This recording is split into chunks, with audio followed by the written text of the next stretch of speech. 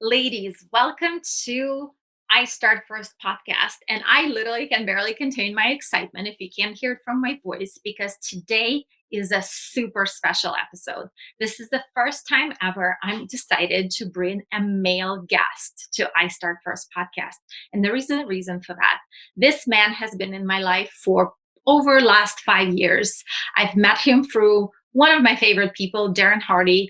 He is absolutely extraordinary. He's been my mentor, confidant, friend. I'm part of his inner circle mastermind. And he's been 18 years friend and business partner of Jim Rohn, the Jim Rohn. Actually, he's the man who started Jim Rohn International. So stay tuned for my episode with Kyle Wilson.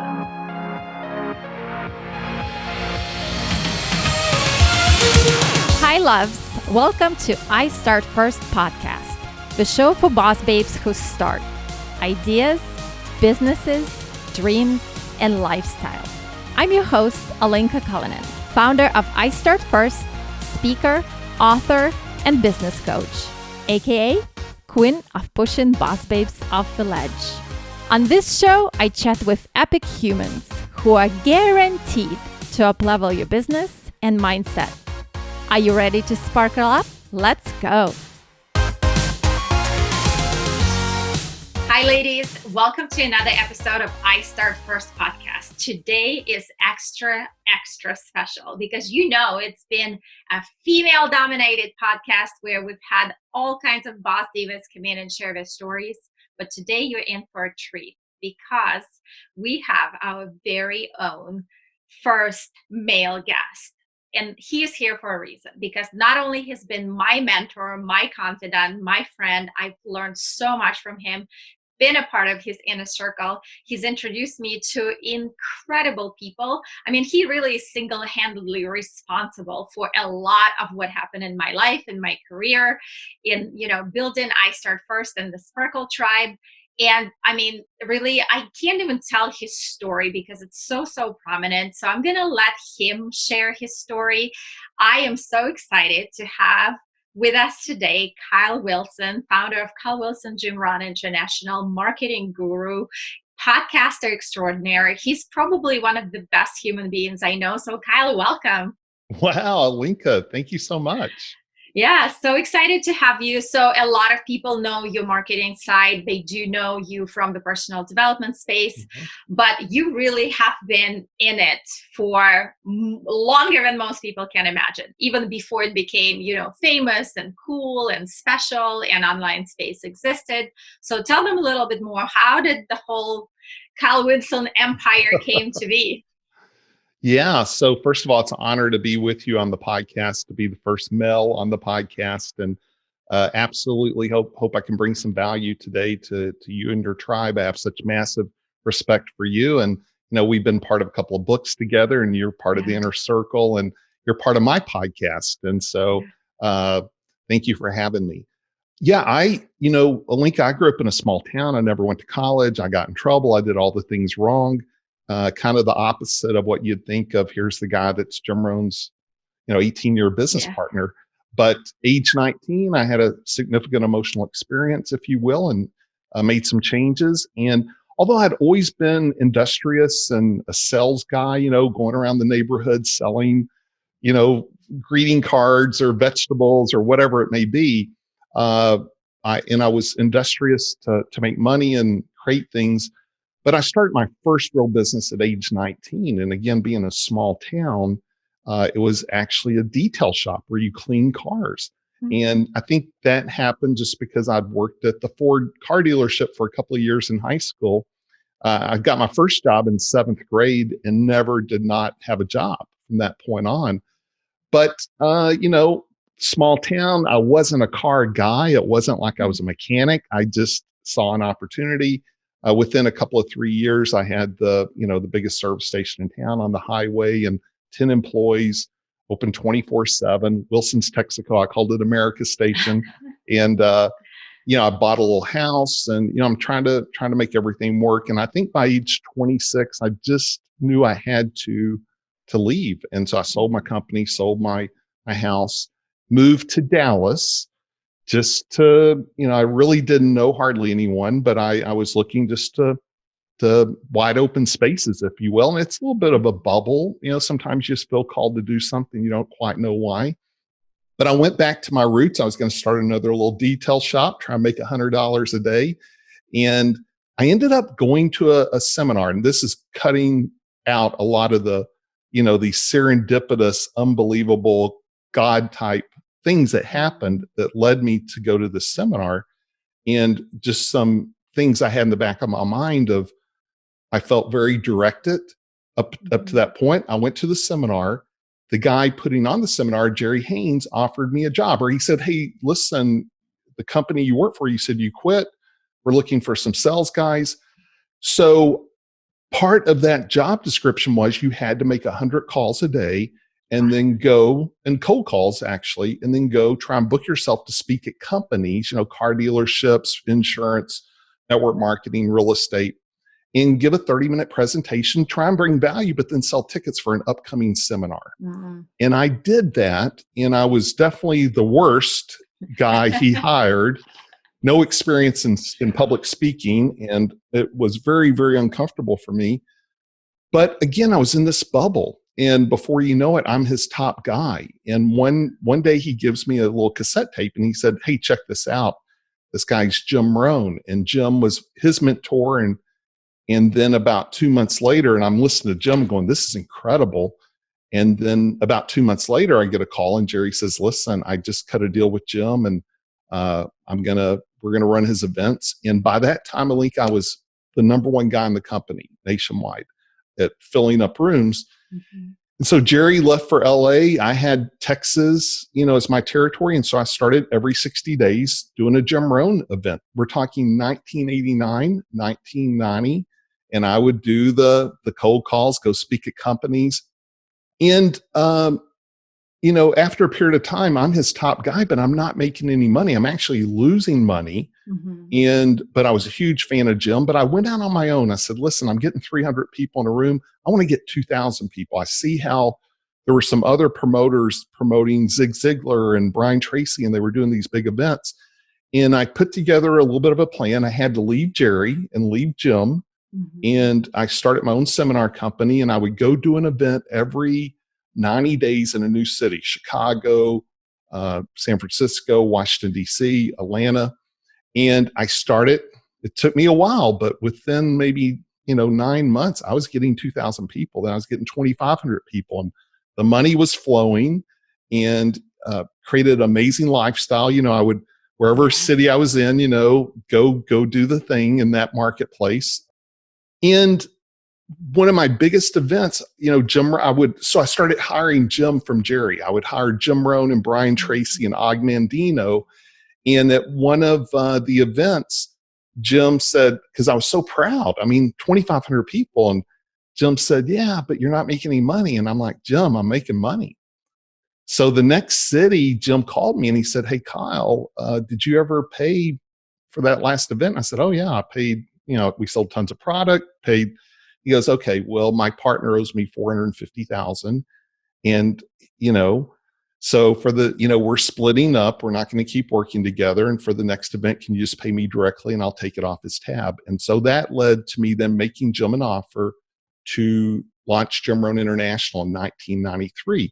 And the thing is, Jim had a couple of partnerships, and both had lost a lot of money, going back to the Tony Robbins days. Adventures and Achievement lost $800,000. This one was $400,000. So I said, "Jim, I didn't even go down the partnership route. I said, "Hey, it'll be my company. I'll pay for everything, and I'll just pay you off the top, and I'll go create products. I'll finance it.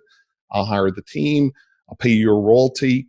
And that first year, I took him from 20 speaking dates at $4,000 a gig to 110 dates at $10,000, then $25,000. Wow. And I started creating products, and created this one the quote book you've seen. Yeah, right? I love it. I love that quote book. I'm listening, I'm like having goosebumps over here. So. Well, that moved 6 million copies, and I did one for Brian Tracy and Mark Victor Hansen. And I was working just as closely with Brian Tracy during that time too, because without going into a long backstory, part of how I got Jim to those 110 dates was I was doing a Brian Tracy Jim Rohn combo event in each city. So Brian and I worked closely. And then, I had, within a year, I had maybe 5 good products together of Jim's, and I could sell it for $300 or $400. And people would buy it. And it's like, now what? So I started Your Success Store so I could start selling Brian Tracy stuff and Les Brown stuff and Zig Ziglar. And then if I would book Jim for a company, I would then come back in with Brian. So now I had a speakers bureau and I was booking all the speakers, creating all the product. And, that just kept leading to, publishing books. I did Chicken Soup for the Entrepreneur Soul with Mark and Jack. And I know this has become long-winded, but just to kind of close out the story, when the internet came, Jim was actually not wanting to do many public seminars.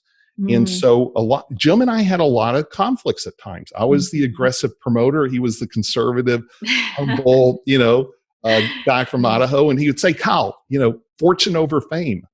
Yeah. I'm like, Jim, it's hard to have fortune without fame if you're in the seminar business. But, I would get a big publishing deal and he would turn it down. It was kind of bizarre. And so but it was all a blessing. I'm saying this to say our challenges are always our opportunities. And we're in a challenging time right now. But there were 3 or 4 things that he was shutting me down on that forced me, when the internet came in 1999, to go full speed ahead, because my goal was to fill up huge rooms without Jim having to show up. And so I was the first guy to build a 1 million+ email list. And, we were doing 8 figures a year just online. And then I was representing a bunch of other speakers too, Dennis Waitley and Chris Widener and Ron White. And so anyway, that's the long-winded story. I know a lot of you ladies are picking your jaws off the floor right now, just like me. I've heard this story and I'm still, every time Kyle talks about it, I'm in awe. I mean, it's just such an amazing tribute to who you are, though, because it's that capacity, if you don't know Kyle, I know some of you have been exposed to Kyle just with me sharing information about him, but this is what you need to know about Kyle. He's one of the best, even though he's a promoter and a marketer first, it comes from his innate nature, but he's probably one of the best people I know in building relationships. And ultimately, him and I had this conversation so many times, ladies, that everything you do in your life is built on relationships that you foster. And Kyle is master of it. So if you just heard it, you probably need to go back. I would bookmark where you're listening right now. Go re-listen to this story again, because it's truly a combination of serendipity and his, perseverance, but also truly being there for people and building those long-term relationships that allowed him to create the empire that he's still living today. The connections he has today, the connections keep growing. There is a reason I'm a part of his inner circle mastermind group, because I will tell you right now, I have never met better people in the same room. And that's Kyle's secret sauce. He talks about secret sauce and we're about to go there. But, his secret sauce, in my opinion, one of the many, but this one is one of the major ones, is the fact that you're so good with relationships. And Kyle, I think that's one of the things, and you and I talked about it before, that so many people struggle with it today, right? We've talked how much marketing nowadays with Instagram and Instapot turned into this Insta reality. Everybody wants to market something quick. They want quick profits. Can you talk and expand a little bit more about why relationships are so important in marketing? Yeah, for sure. I am all about principle-based marketing. And I think I always say marketing simply connecting the dots. It's not about being manipulative or clever. I run from 99% of the marketing BS. When people are selling the dream, I tend to run. And there's people, I sold my companies in late 2007 and retired. And there were some reasons why I wanted to do that. And I retired for multiple years. And when I came back in, I had to decide what I wanted to do. And so I began with, what do I want to do, right? What's important to me? And I saw so much of what was out in the marketplace, and I got to reboot. And when I saw some of the people that maybe I was ahead of, or we were together when I left the industry, and then I saw where they're at now, and I saw honestly the crap they were putting out, because when you have a huge list, it is like an ATM machine, right? You just send it out to your million, you're going to make a fortune. So you can joint venture, you can affiliate market, you can do all this, but it was crap. And I am astounded at the crap I see. Now, at the same time, I was starting over and I got to look at the world through the millennial eyes, through the people just starting a business for the first time. And I had huge empathy for what they're up against. And the reality is, if you're brand new, you got to have good stuff. Don't get faked out because you see someone you admire that's really big putting out stuff that's, selling everybody else's stuff, and it's, just all salesy. You can't do that in the beginning. In the beginning, you have to really put out good stuff and you got to build trust. So yes, relationships are important, but I would say even more foundational is putting out really good stuff. And I think, we talked about Jim Rohn. Well, yes, I was his business partner, but he was also my mentor. He changed my life. And if you don't mind, let me touch on some principles he taught me that I think go hand in hand with what you're talking about. So, Jim said, basically, if you want to become successful, you have to bring value to the marketplace, right? He didn't say be a good networker. That's right. He said, bring value. And he said, if you want to be wealthy, learn to bring value to valuable people. And so I figured that out somewhere along the way, really quick. How do I bring value? So if I went to speak at a company, I made sure I gave a great presentation. I gave so much value that I did not hard close, that I did the things the right way. So at the end, I would get referrals and I would get testimonials. And that's relational, but it's also built on bringing value. And you've seen a lot of people in my world, like the Darren Hardys and Brian Tracy's. I would still say those are value-based relationships. They were built on bringing value. Right. And when you can bring value to people, now you become, if you're going after A players and B players, the best way to get an A player and a B player is have a place to put them on a platform in front of other people. And so that principle hasn't changed. You got to figure out, how do I bring massive value?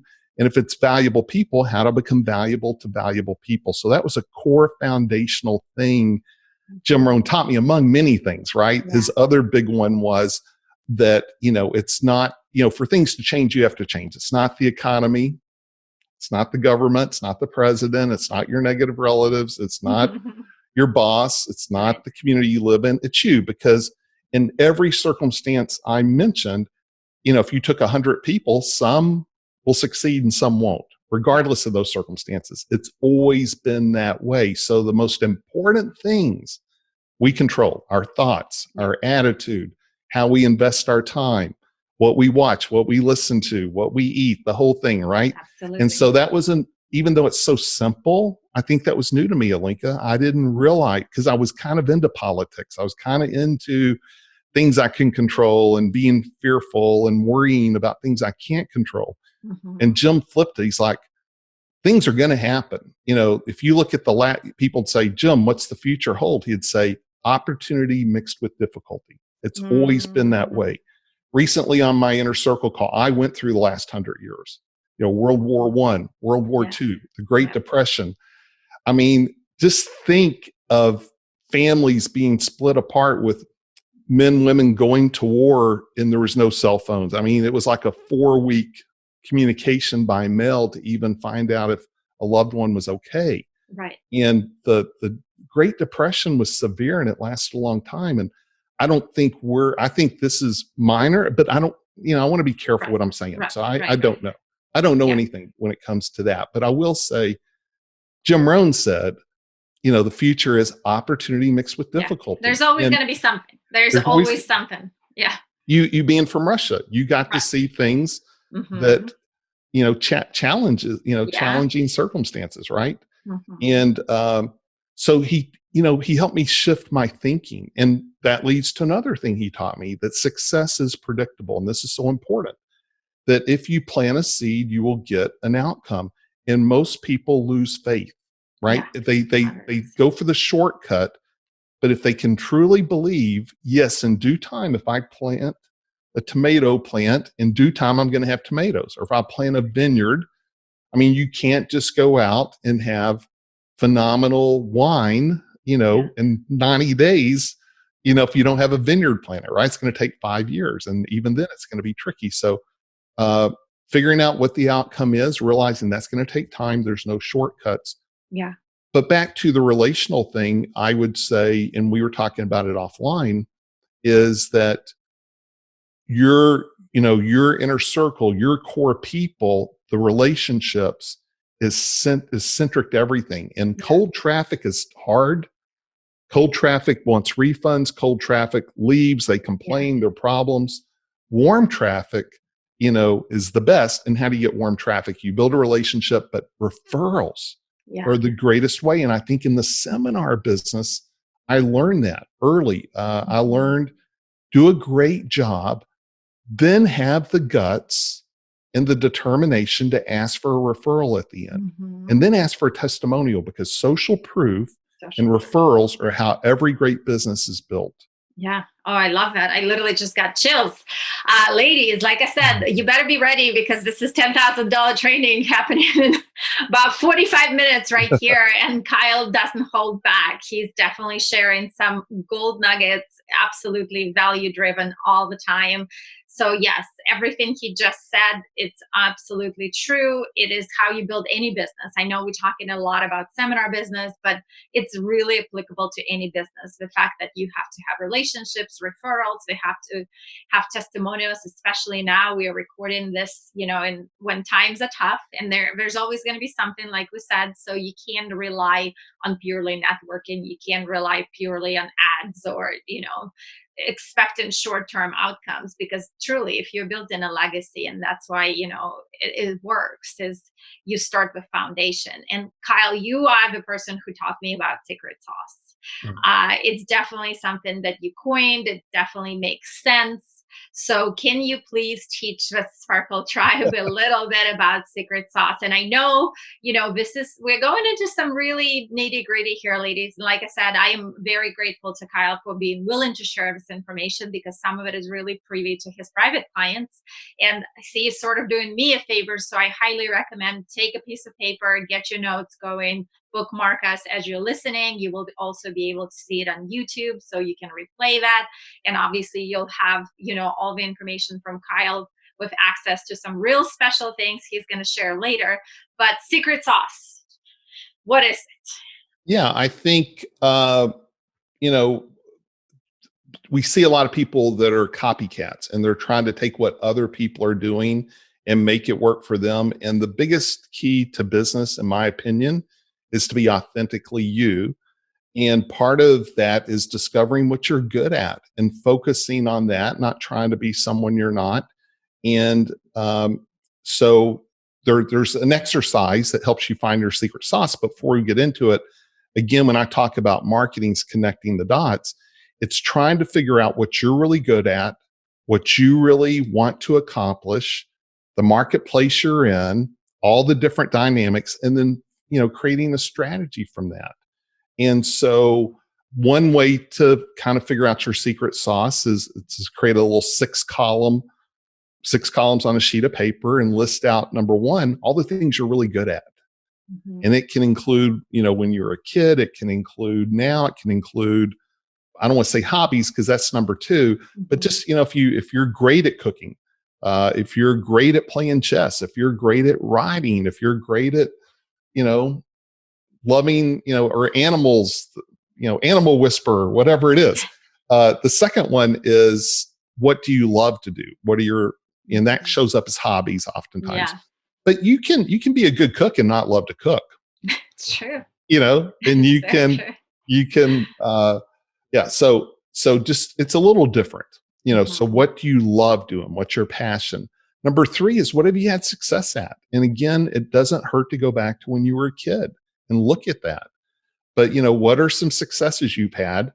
And you don't have to, I've had people say, I've not had any. I'm like, okay, you started a business. Yeah. Graduated high school or college. You did this, you did that. You've traveled to foreign countries, you learned to drive a car, whatever it is. there are successes. Go find those, right? And once you start, it's like gratitude. When you come up with a few, the doors open and you start seeing all the successes and things you've accomplished. Number 4 is, how do other people see you? And it's interesting, things I really hang my hat on when I have someone else introduce me. Oftentimes it's not the way I'm seeing myself, right? Right. It's how they're seeing the value I bring in that relationship. And so, how do other people see you? That's a good indicator. But then 5 and 6 are pretty big to me. And 5 is, what are you for? What gets you turned on? And number 6 is, what are you against? And they're a little bit different. I'm not going to try and go down that path, but I will say there are some things I'm against, and there are things I wouldn't be doing today in business if it wasn't for those things. I had, I sold my companies, I retired, I was comfortable, I didn't want to do a lot of things. Some of the things I'm doing now, I had no plan to do. Part of that's the book publishing, but I saw what I thought was just, the thievery out there. And again, I never care what someone charges.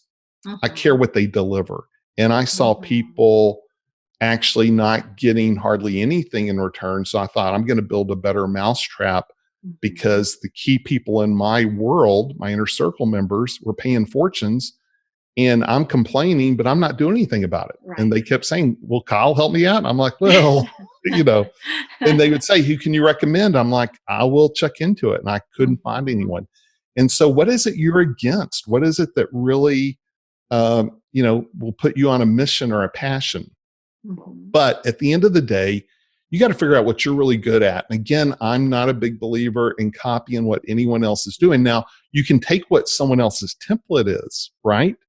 That's a match for what you want to do and your personality and your goals, but then you still have to innovate, right? You still have to, find the thing that's a perfect fit for you, and someone else is already doing it successfully, but then innovate it another 10%. So I'm not saying don't have mentors, and don't, ignore things that have already worked. Don't go create something that's never worked for anyone else. I'm not saying that, but I am saying, just because someone else has had success doesn't mean you're supposed to go follow their footsteps. Got to find out what makes you unique. I love it. I love it. So ladies, yes. And honestly, thank you for, sharing that, because I do see that, especially among females, a lot of times, they will hold back. They're like, well, there's already 10 other seminars on this, so there's already another cookbooks on that.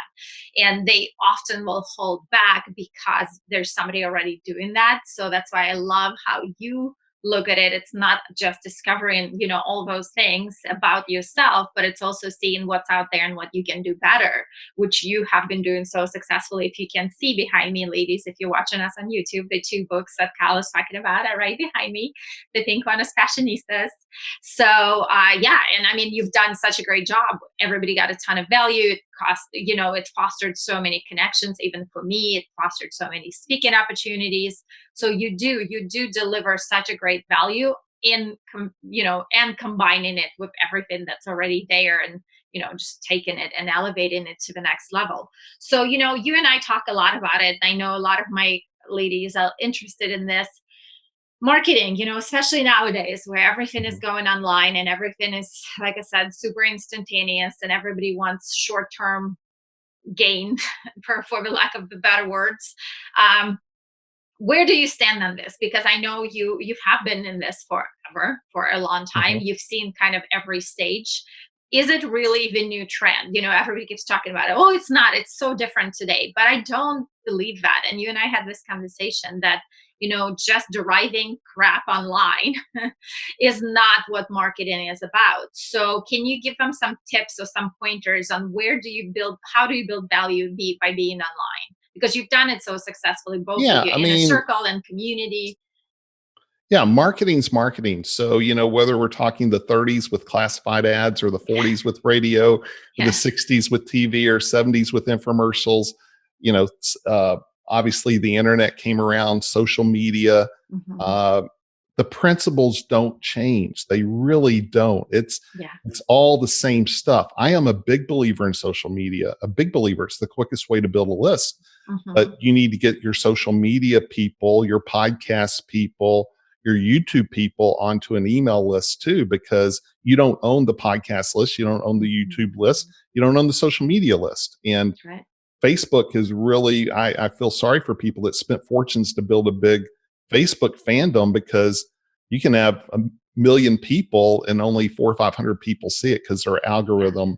So they, and that's where Instagram's going to go too.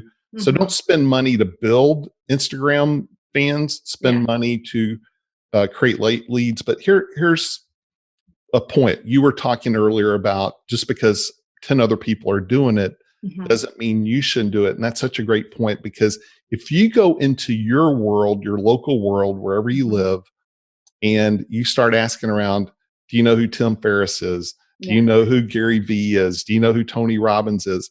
You'd be shocked how many people don't know who any of them are. So whoever you think is your biggest competition online, no one knows who they are. No one knows who Jim Rohn is. No one knows who Darren Hardy is. They really, really don't. Now, when you go into the online marketing space, yes, it's a different world. So I always say start local. Now, it depends what your business is, but your people love you. My people love me.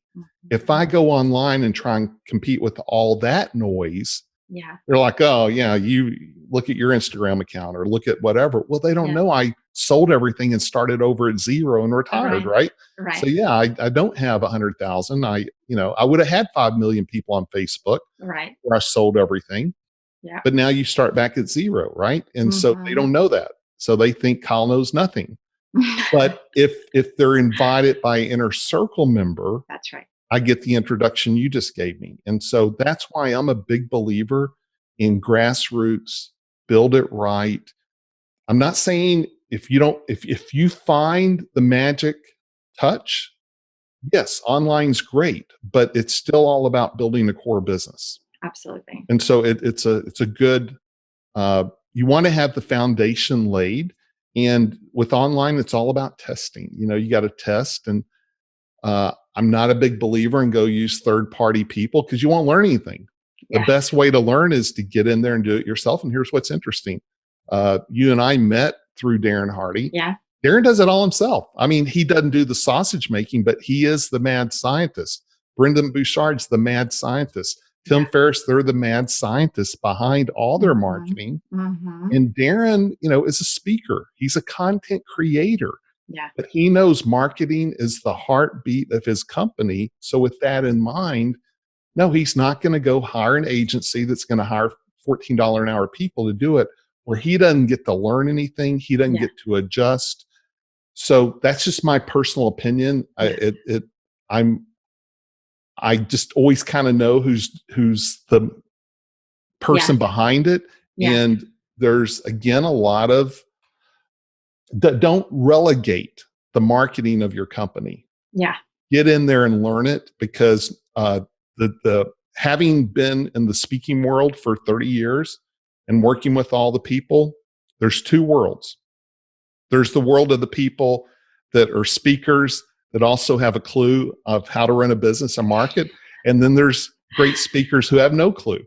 And 10 years goes by. One's making millions. One's still saying, I have no clue. Someone come rescue me. 20 years goes by. Someone come rescue me. They're still looking for someone to come rescue them. And there is no one that's going to make you the next, Jim Rohn or whoever it may be. That's not going to happen, right? And I'm not saying you, like I'm saying whoever's listening. Of course. Right? There is no savior. You are your own savior to go figure this stuff out and put the work in. So I'm a big believer in hustle.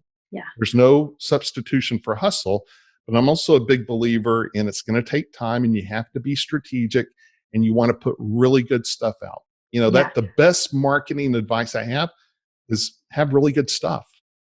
Be really consistent, give good customer service, and be relational. Yes. I love it. I love it. Ladies, whatever you just did, drop everything, go back the last 10 minutes, whatever, last 5 minutes, because what Kyle just said, he pretty much gave you every tip for success that you can possibly need. Uh, Honestly, I listen to him and I've heard this multiple times, and I still do this, and I still reach out, and I still, pick his brain all the time, because it's so easy. We live in this crazy society where everything is so shiny and glossy and bright, and we all want it, and we feel inadequate 90% of the time when we go on social media and we see everybody is killing it, air quotes for those who don't who are not watching this, but the killing it part is not always realistic, and the true killing it and the true legacy comes from what Kyle just said. It's a hustle, it's being relational, it's getting your hands dirty and getting into your marketing. And I think that is why, honestly, I wanted him to be the first male guest on the podcast, because he's so honest and transparent, and I've seen him do everything he's talking about. I mean, he walks the talk all the time, all the time. And he's been doing it for years, and I've seen it, I've seen him do it with other people too. So it is, it is there, it is available to you. Success is there and available for you, but you do have to put the hustle. And it's so amazing, Kyle, that you just said the savior part, because that's my go-to line with this Okay. audience all the time. I tell them no one is coming to save you. So it is perfectly serendipitous that Kyle just brought this up. And I know, oh gosh, I know he's going to share some special, announcements with you. He's going to give you access to how to find him. We'll put that into show notes. But before you do this, Kyle, I know there are women out there who are listening and going, wow, like what a life he's built, walked away, came back, even better, build it out even more. So if you were to give someone one advice, that they want to be Kyle Wilson, and nobody is Kyle Wilson, but they, they could replicate some of that lifestyle of creating that marketing, and building this type of relationships, and, building out inner circles and starting to go for A and B players like you always do. What would be one advice you could give them? Yeah, I think one of my secret sauce or superpowers is I am a strategic thinker. So I can like again, the company I built with Jim Rohn was totally different than what I did with Dennis Waitley or Ron White or coaching Darren Hardy or Robin Sharma. They're all different, right? And so you have to take a step back and just take the time to do it right. And I'm a big believer, and I have this thing called the wheel, and Darren does the wheel. Robin Sharma does the wheel. It's different than the ClickFunnels thing. And I have membership sites and funnels, and I get funnels, but the wheel forces you to find the one thing that's going to knock down all the dominoes. And that one thing has a set of criteria, like, is it part of your core business? Is it strategic? Does it involve your secret sauce? Yeah. It would drive me crazy. Like, I'm talking to people in my group, and then they would come up and tell me an idea that has nothing to do with their business, that they don't get to own it, that they're going to go build for someone else just to get a paycheck short term when their business is suffering. I'm like, you're not paying attention. The wheel is how I built the whole Jim Rohn empire. And again, it's simple stuff, but the core thing is being a strategic thinker. Be willing to say no to the 100 things. Darren and I talk about that on the podcast. Is he does 3 things. I pretty much do 3 things too. Could I do 20? Of course, right? Have I done 20 in the past? Yes. But the key is find out what really works for you. Well, how are you going to make that work? So I think that's the big thing, is be strategic. I think also we're in some challenging times right now. Yeah. And here's some great advice I heard from a friend once. Because again, with all the fluff out there, we're taught, go build this amazing lifestyle and cars and houses. And I had a guy that was so passionate about what he wanted to do with his life. He said the opposite. He said, I'm going to create a lifestyle that allows me to build the business I want to build. Meaning he will be as modest as he had to with his lifestyle. He would live as modest as he could, because he wanted to build something that, long term could be amazing.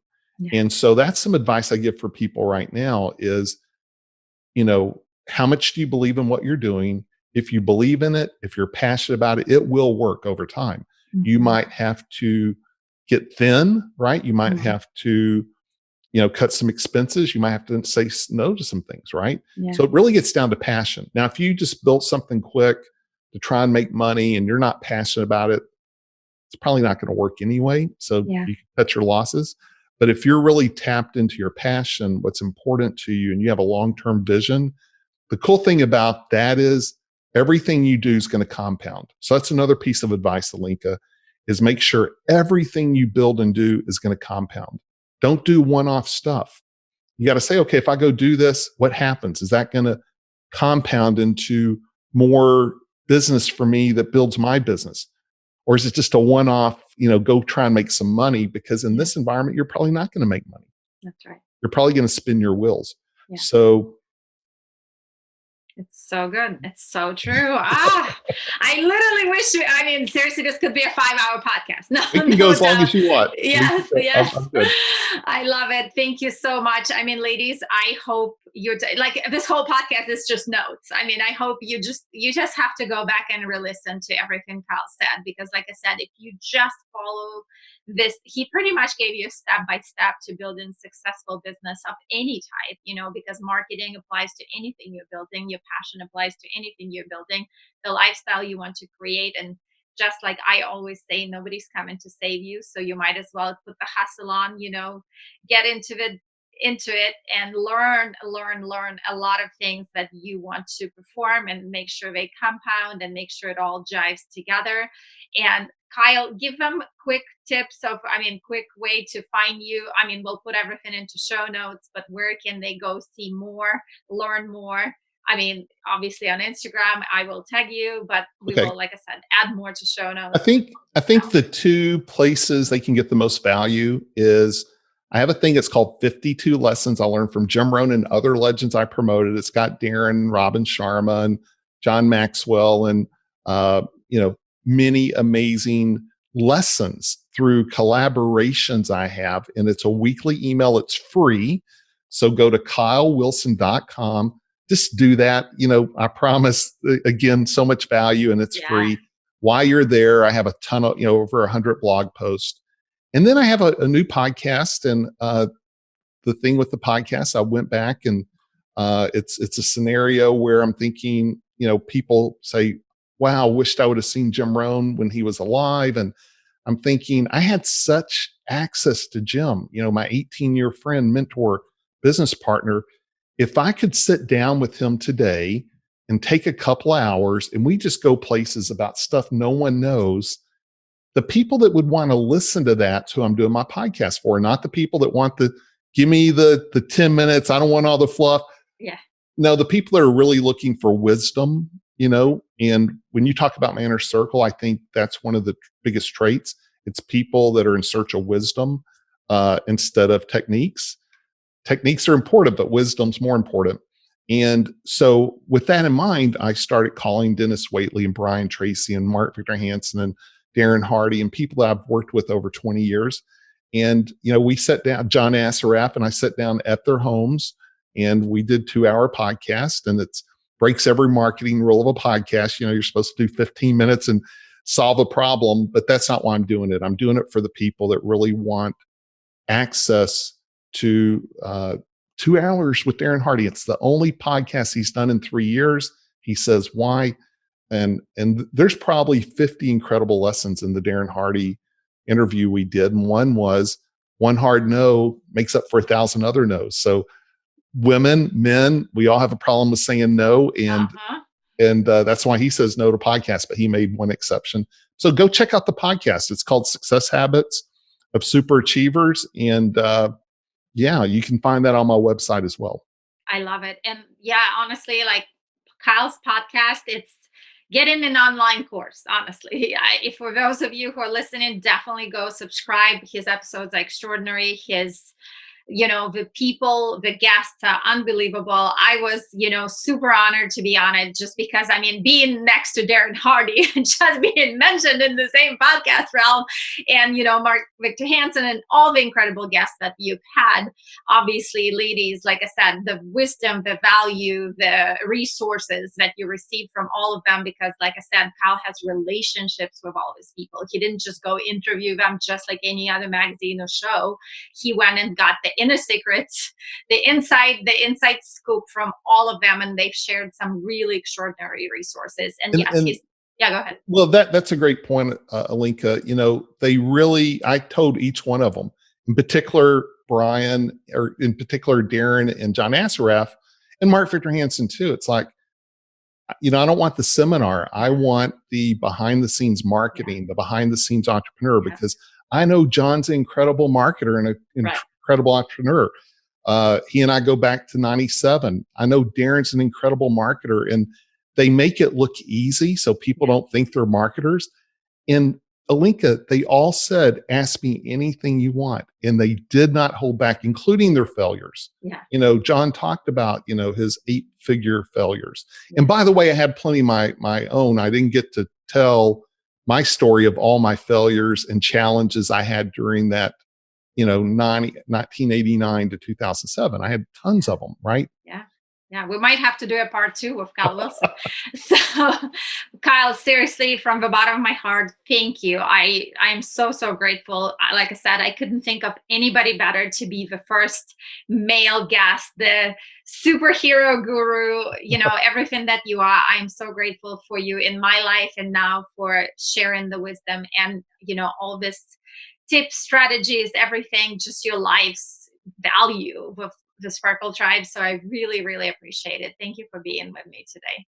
Linka, my honor. And again, I'm so impressed by you. And from the minute I met you, and to watch what you've done, and you would say, here's what I'm going to go do. And then you go do it, right? Like, you take action, you make things happen. It's not always easy, right? Being a single mom, having raising a child, all the things you're doing, and you do it with, just positivity, and you just keep, pressing forward, and you're incredibly innovative. You're always learning, amazing attitude. So I'm honored. I'm impressed. I hope to come to one of your events. Yes. When that'll be next. Yes. Allow me to be the first male to attend. Yes. We might have to keep a trend going, keep a trend going. That'd be great. Thanks so much, Kyle. A pleasure. Thank you.